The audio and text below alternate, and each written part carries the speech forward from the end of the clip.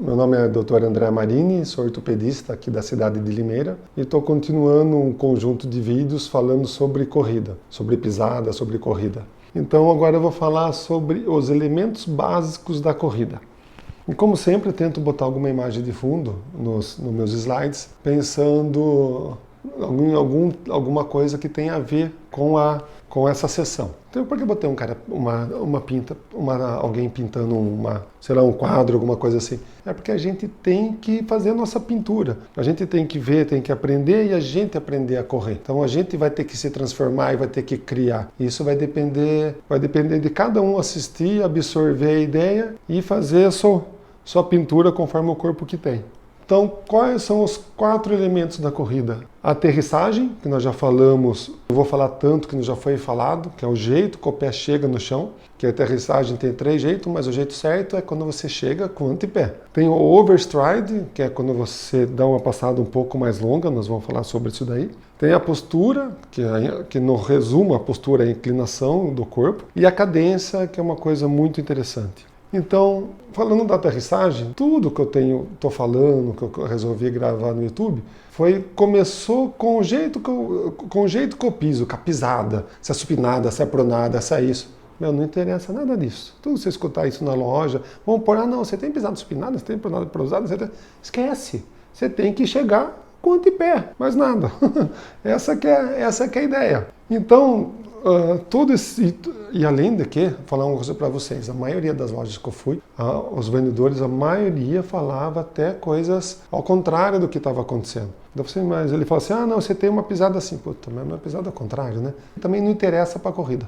Então, voltando a falar da aterrissagem, por que eu coloquei a foto de um iceberg? Porque eu comecei estudando, buscando aterrissagem. E daí eu me lasquei, né? Daí realmente era um iceberg. O que tinha de informação por trás da aterrissagem foi uma das coisas que eu mais estudei como ortopedista na minha vida. Um tema que eu estudei foi o tema da corrida. Então eu comecei com um objetivo, achei que fosse simples e a coisa era muito maior. E resolvi passar para vocês todo esse ensinamento que eu consegui adquirir. Então a aterrissagem tem 2, 3 jeitos, com o meio do pé, com o retropé, e o jeito certinho que nós falamos no vídeo, que é o antepé. Isso é só para ilustrar para quem não viu os outros ainda. Então quando a gente pisa com o antepé, você tem uma distribuição de carga muito melhor.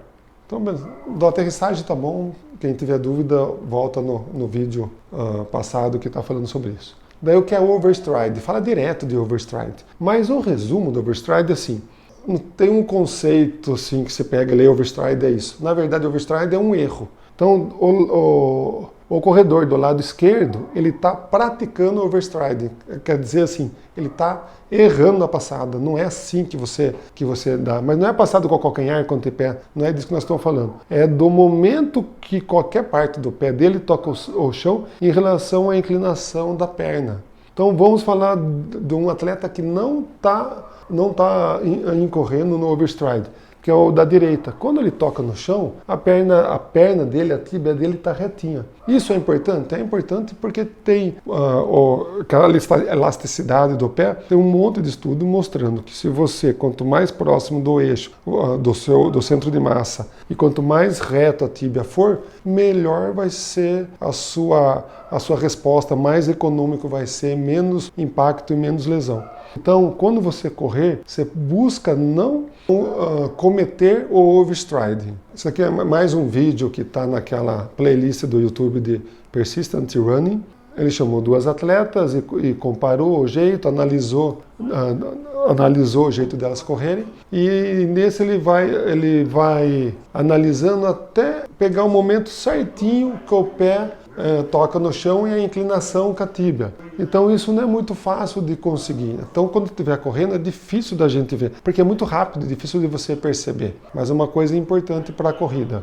Então aqui ele mostrou direitinho que essa atleta ela não pratica overstride, ela está pisando praticamente certinho. E o que é isso importante? Quando você pisa com a tíbia reto e perto do centro de massa, o centro de massa seria embaixo, mas nós sempre vamos estar um pouquinho para frente, mas nunca para frente para praticar overstride. O que a gente tem que entender são coisas que eu já falei nos outros segmentos. O copé é muito flexível e ele tem uma comunicação, se você olhar essa peça anatômica desse slide da direita, uma comunicação da fáscia plantar e até o tendão de Aquiles e sobe. Então, quando você pisa retinho, você tem todo o mecanismo de absorção do impacto. E isso é importante. Então, quando você estica, você vai sobrecarregar, você não vai conseguir fazer essa distribuição mecânica do conjunto de coisas anatômicas que você tem direitinho. Então, o overstride é importante para isso, para você conseguir, vamos dizer assim, canalizar essa energia de volta, sem ter muito impacto, sem ter lesão. E a outra fundamento básico é a postura. Aqui está mostrando um overstride, mas o que eu gostei dessa figura é que como ele não está praticando overstride, né?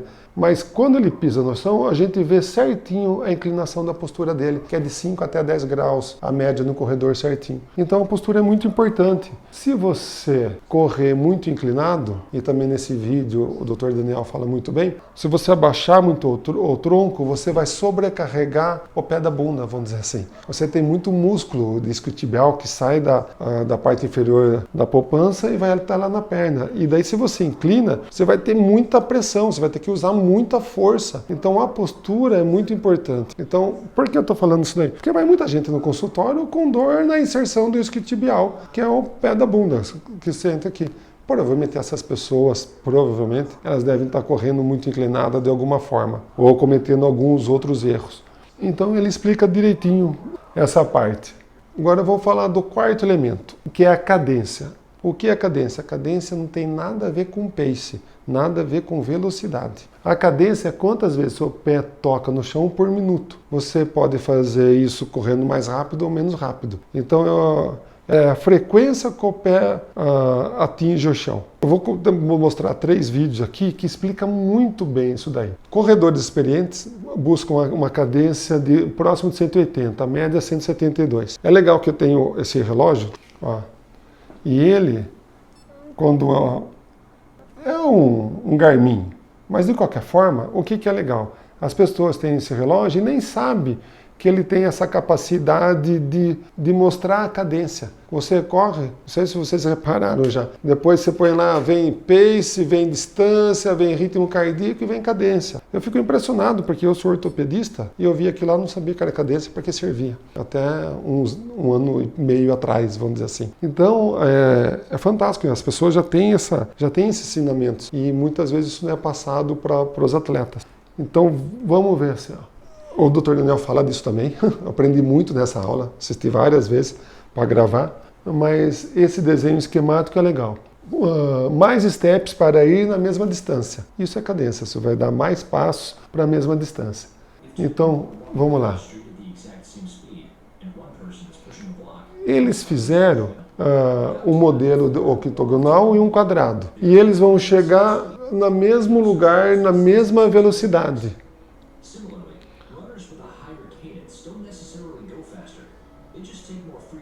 Ele só bate mais vezes assim. Então isso é um jeito de mostrar a cadência. Ele vai toque, toque, toque. O resumão da cadência é o seguinte: encurta o passo. Você encurtando o passo, ele fica mais rapidinho. E também daí geralmente você já defende o overstride. Então vamos falar agora do movimento vertical em relação ao centro de massa, que é outra coisa que vem fundamentada na cadência.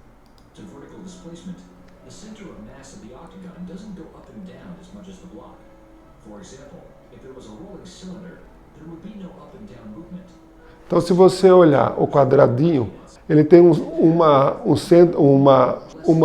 centro de massa dele oscila muito mais do que o octogonal. Ele é mais suave. Isso normalmente representa uma economia de energia. E a terceira coisa da cadência é o impacto.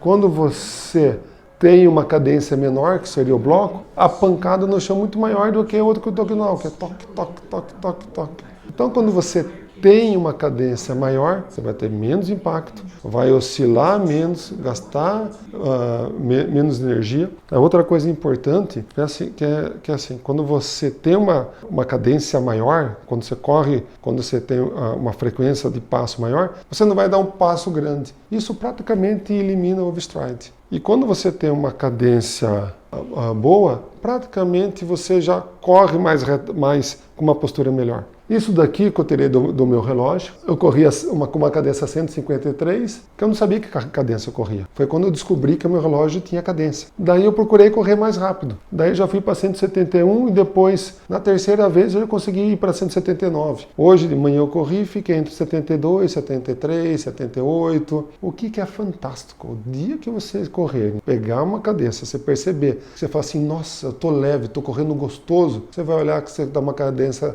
de 170 a 180. Hoje, a hora que eu senti mais leve na corrida, eu estava com 173, 174. É uma delícia você acertar a cadência. Então, apesar dos 4 elementos que eu coloquei na corrida, eu resumiria em 2. É a aterrissagem da pisada e a cadência. Se você aterrissar direitinho, uma cadência adequada, praticamente você não comete overstride e a sua postura fica retinha. Só que fora isso, fora esses 4 elementos, fora tudo que eu falei, tem mais um monte de coisa que você pode ir com um profissional, procurar um profissional. Um monte de ângulo de corrida que você pode acertar, de pisada, o jeito que o tornozelo chega, que sai.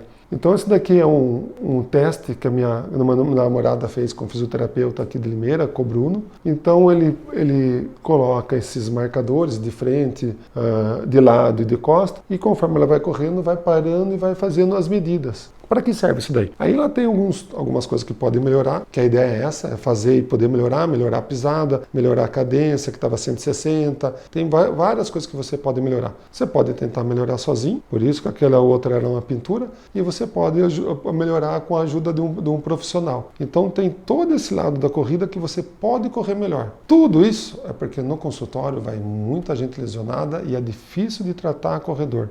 E agora uma coisa importante que as pessoas que eu tenho batido na tecla de não usar tênis com amortecedor, o que é o bom seria até um descalço, mas nós não vamos fazer isso, depois a gente comenta sobre isso. E como você pega um atleta que corre com tênis, com um belo amortecedor e vai correr com tênis minimalista. Então tem várias coisas que você vê, que você escuta, daí você começa a entrar em uma outra área, um monte de discussão. O negócio é o seguinte, correr a tropé é uma coisa, correr com tripé é outra, é outro esporte. É que nem você jogar tênis e beach tênis, você vai bater a raquete para frente, mas é outro esporte. Então como você vai começar? Como qualquer outro esporte, devagar. Então se você já está acostumado a correr 5 km, corre 500 metros com tripé e com tênis minimalista. Se não tiver dor, no outro dia você corre 700. Se não tiver, no outro dia você corre 1000. Então você não tem que fazer uma coisa gradativa assim. Comprar um sapato com menos amortecedor, você correr na esteira, ou aqui em Limeira a gente sabe que o tiro de guerra